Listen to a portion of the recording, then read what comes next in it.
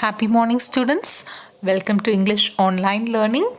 Today, in this video, we are going to learn the book exercises from Chapter 9, The Secret Garden. Students, have you all taken your English textbooks?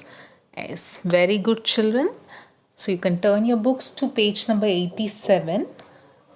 Play with words. So, now I am going to read two sentences. You have to listen very carefully to the sentence. Mary saw something buried in the soil. So this is the first sentence. Second sentence, take off your shoes or you'll soil the carpet. So can you find out one word is repeated in both the sentence? Yes. So children, you have guessed it rightly. Yes, it is the soil. So Mary saw something buried in the soil. And the second sentence, take off your shoes or you'll soil the carpet. So in both the sentences, the word soil is written and pronounced in the same way. Okay, in both the sentence, the word soil has got the same spelling as well as it is pronounced in the same way. So which means it has got the same spelling and same sound or pronunciation. But the meaning of soil in both the sentences different. It has got different meanings. So such words that have the same spelling and pronunciation but different meanings are called homonyms. So what are homonyms?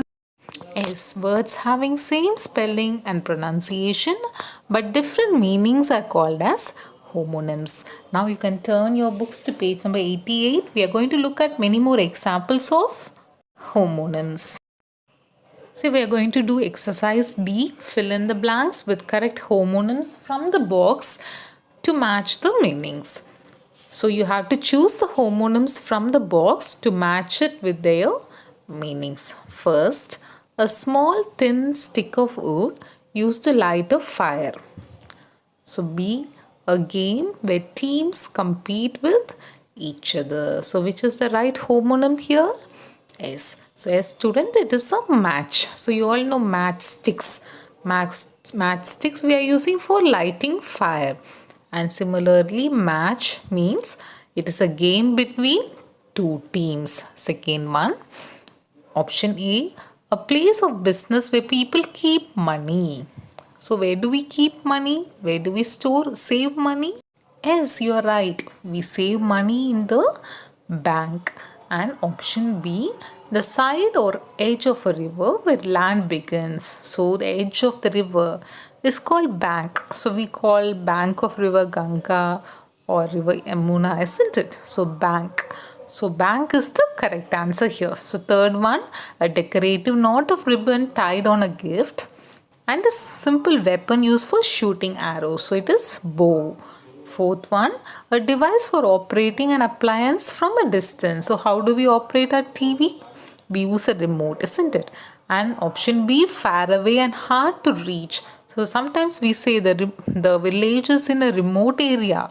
Remote means very far away or very hard to reach. So remote. And fifth one, a very long story in the form of a book. So what do we call? We call it as a novel and something very new and different. So when something is new and different, again they used to use the word novel. So they often use this word in TV news, isn't it? You must have heard it many times. Novel coronavirus or novel COVID virus. So it is a new and a different kind of virus. So they use this word. So sixth one, 6A, to stick or fix something using glue. So that is to paste. And B, a soft wet substance made by mixing various things. So that is again a paste. So we say a ginger garlic paste which we use for cooking. So children, did you understand about homonyms? Yes. So what are homonyms? Words having same spelling and same sound, that is pronunciation, but they have got different meanings, is called as homonyms. Next, we are going to learn about the sounds of the animals. So now we are going to read one sentence. Mary heard a chip and a twitter. So the words chip and twitter refers to the sounds made by the robin. So now we are going to learn some of the sounds made by the animals. For example, bears. Bears growl. Camels grunt. Dolphins click. Seals bark. Hyenas laugh. Lambs bleat. Owls hoot. Pigeons coo. So these are the sounds made by the animals.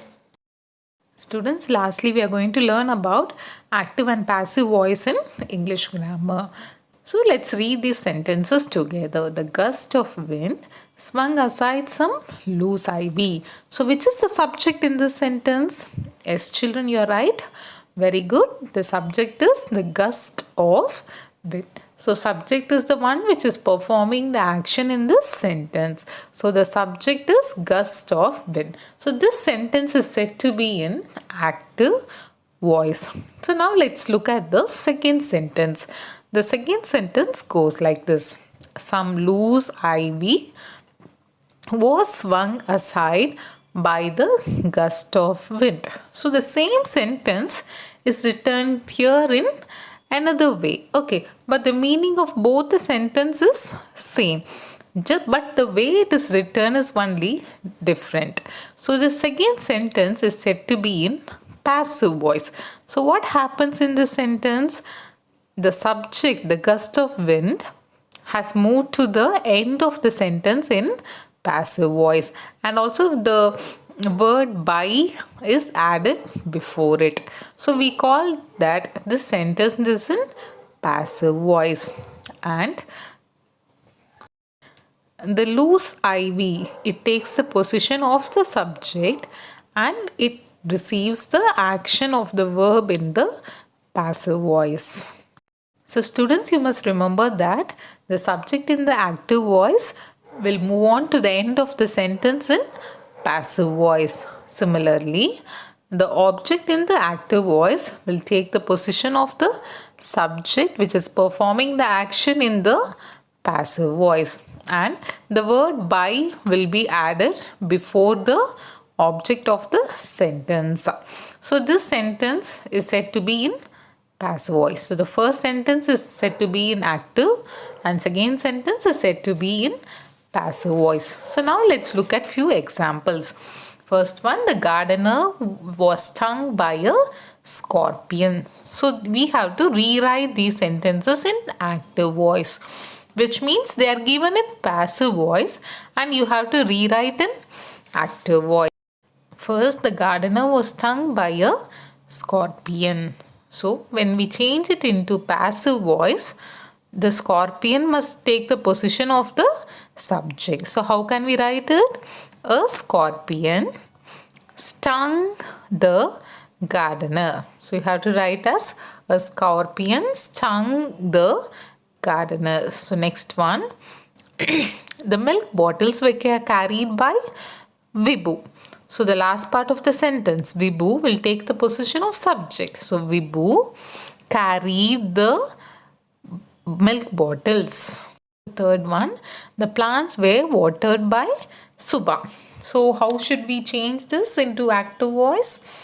Yes, students, you are right. So Subha will take the place of subject.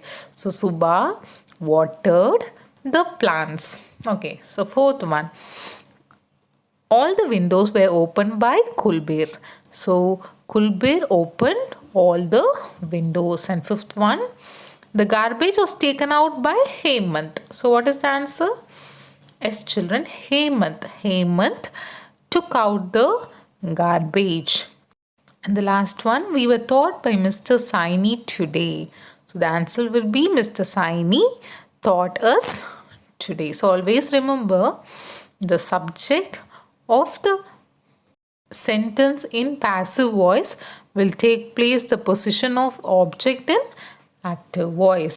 Next, H, exercise H, use these groups of words to make sentences in the passive voice. You may have to change the tense of the verbs.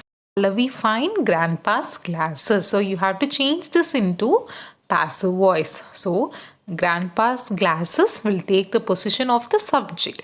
Grandpa's glasses were found by Pallavi. So grandpa's glasses, it is a plural subject. So we use were found by Pallavi. So next, Homi invite the children. So again, children will take the position of subject in the passive voice. The children were invited by Homi. So children is again a plural subject. So we write use the verb were.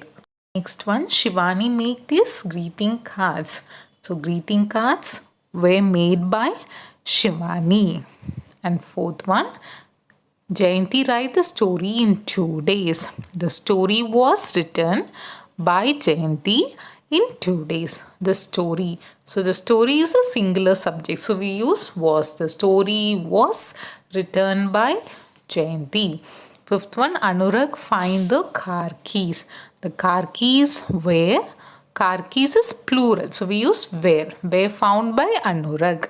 Sixth one, the principal declared a holiday. A holiday was declared by the principal. So students, I hope you must have understood about active and passive voice. And finally, we are going to revise about simple future tense, which we learned in our previous videos. So what is simple future tense? It is used to talk about the events that have not yet taken place, but it will occur in the future. So how do we form a sentence in simple future? Yes, it is with the help of will plus the main verb. For example, will reach or will play or will speak or will sing. So we add will to the main verb. For example, Sona will sing at the school assembly tomorrow. I will help grandfather in the garden. So future tense, you must add will plus the verb. For example, Malvika will travel to Ranchi next week. So exercise F, second one. We will go out to play after 4 o'clock. Third one, Ravi will visit the dentist again on Saturday. Fourth one, I will call you after dinner. Fifth one, Paresh will go to the market with me. Sixth one, she will not speak if I lie to her. So these are some of the examples of sentences in simple future tense. So again we repeat, the structure to form a sentence in simple future tense is will plus the main verb. So next we'll quickly move on to future continuous tense. So you'll be learning about two types of future tense. First one is simple future tense. Second one is future continuous tense. So what is this future continuous tense? A verb that shows an action that will be going on at a particular time in the future is called future continuous tense. So which means it is a ongoing action in the future. So Tina will be playing tennis at the club this evening. So how to form a sentence in future continuous tense? Yes, it is formed with will plus be plus verb plus ing. So when you look at that example which is given, Tina will. So will plus be plus verb, plays verb plus ing, playing. So will be playing tennis. So now let's quickly go through some of the examples. Rewrite the sentences in future continuous tense. Exercise G. So already I have given you the answers, isn't it? You can just go through or revise through in your book or classwork notebook. First one, Kalyani will do her homework after dinner. So this is in simple future. So you have to change it into future continuous tense. Kalyani will be doing her homework after dinner. So will plus be plus verb plus ing. Second one, Alex will be singing with me at the show. Third one, Arpita will be visiting the museum on Tuesday. Fourth one, my aunt will be reading the entire afternoon. To summarize, today we studied about homonyms. So what are homonyms? Homonyms are words that have the same sound or pronunciation and same spelling, but they have got different meanings. Next we studied about animals and their sounds, and thirdly we discussed about active and passive voice, and lastly about future tense, the two type of future tense, simple future and future continuous tense. So So thank you children for watching this video till the end. It's time for you to complete your assignments now.